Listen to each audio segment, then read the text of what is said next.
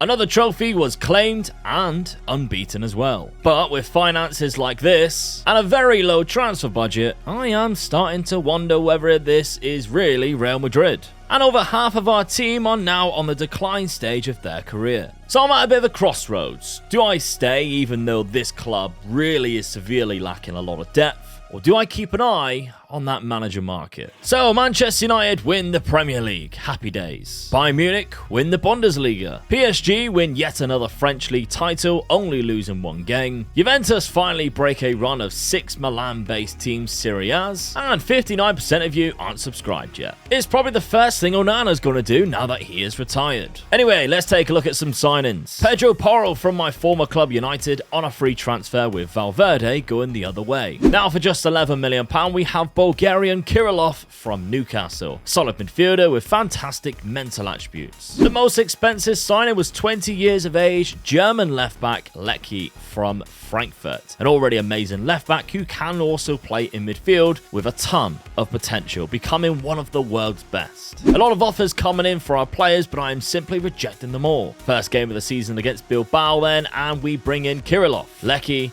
and Porro straight into the team. And although we lose Vinny Jr. through injury in the game for another 3 weeks, things started off well when Angel's cross was turned in for an own goal. Angel then stepped up for a goal of his own in the second half, and Kjærgaard scored a third in injury time. The next game I give Kjærgaard a start because Vinny Jr.'s injury, and he scored again. But our keeper really let us down with Almeria's equaliser. Back to transfers, and with Pedro Porro's arrival, I can look to sell a right back like Malo Gusto. Because even though my squad is lacking a lot of squad depth, we have 5 right backs, as you can see highlighted here, so I'm more than happy to sell 1 or 2. Back to the games, and we demolish Malaga 7-0, and Brahim Diaz gets 5 goals. Malo Gusto leaves to join former club Lyon for £23 million, and literally an hour later I sold Serginho Dest to Lyon too for £16 million, which gives us about £40 million to make a last minute signing. So we sign Ismail Cisse from Lyon for £32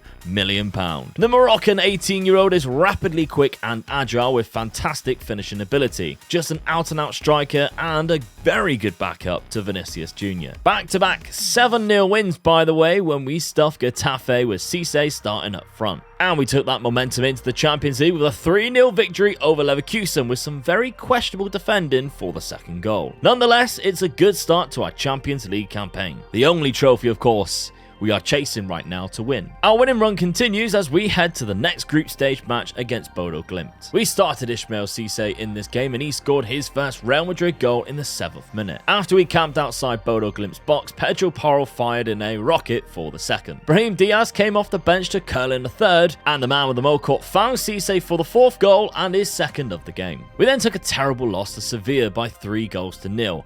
And finally, our unbeaten run in the league since we became Real Madrid manager has come to an end. Spurs match up next then, and we set up with almost our strongest team, only Angel missing through injury. Now Spurs do have the best player in the world in Secretario, who I've mentioned before, but it was us who took the lead through Lecce. Brahim Diaz then put us 2-0 up, but Spurs came out in the second half fighting, and Secretario was the man who scored the goal. Thankfully though, Canales gave us 2-goal advantage back, but Tottenham scored a second through Baumer. Luckily though, we held on to the win. But I am very jealous of this player though, absolutely incredible. 2 more wins in the league, including the 3-0 Madrid derby win with Vinicius scoring a hat-trick. However, a 0-0 draw in the home leg versus Spurs. So right now we sit in second place behind Barcelona in La Liga. However, we should be going through top in our Champions League group. 2 games against bottom half clubs, and I gave Cisse a game and he scored 5 goals in 2 games. And this was so I could field my strongest team in the next Champions League game, and it definitely paid off. Vinicius Jr. was the man of the moment, scoring 4 goals in total, as well as the man with the mohawk picking one up for himself, guaranteeing us qualification through the group stage. We just gotta top the group next. 3 more wins once again, and now we need to win our Champions League group. A beautiful start to the game, and Vinicius Jr. opens the scoring. About 12 minutes later, our lead was double with Kirillov finding the nets. Late on in the second half, Leverkusen pulled one back through a set piece. But we hold out for the win, and we take top of the group. And our next game is also an important one. El Clasico. And as you can see, we do have a couple of injuries and a suspension. Still a strong team though, and Cisse starts with Vinicius Jr. sliding to the right. And guess who opened the scoring? None other than Cisse. And after a really tight game, Brahim Diaz was the man to settle the nerves and win the game 2-0 for us. And this isn't good. I've tried to nail down Vinicius' contract all season, and he's still refusing as he wants to pursue the clubs that are interested in him. A player that came second in the Ballon d'Or this year, with the other two both being my old players as well. Cisse did win the European Golden Boy, however, which is fantastic. Our replacement for Vinicius, though, Dusan Vlahovic. More offers for our players come through, including Brahim Diaz. But don't worry, I have a plan for this position too. João Felix is on his way back to Madrid. I also signed a cheap goalkeeper with a bit of potential because both of our goalkeepers, they're pretty poor. One more loss in the league to Almeria, but we did get a 10-0 win against Malaga. Still in second place in the league, Nice in the Champions League and Sevilla in the Cup. A quarter-final win, a 3-0 win too, putting us into the semi-final of the Copa del Rey. Champions League then, and Nice actually scored first through Zamora's penalty. No, not Bobby Zamora, by the way. Luckily, Torsten Angel pulled one back in the second half, followed by a goal from Kirillov.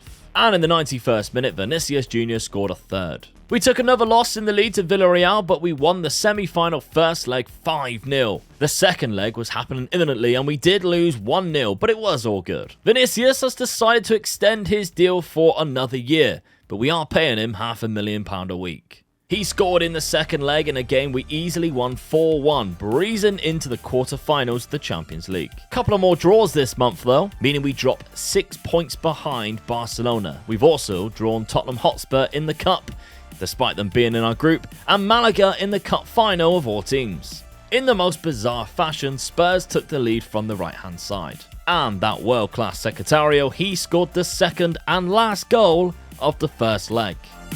The second leg was swiftly followed by the cup final as well. But it only took 2 minutes for Spurs to score and put us 3 goals behind. Thankfully, it was only a short time later that Pedro Porro pulled one back from inside the box. Midfielder Kirillov was then found to score another. And in the second half, we finally pulled it back even when Brahim Diaz scored to make it 3-3 on aggregate. And on to the penalty shootout we went. And right away, Tottenham missed.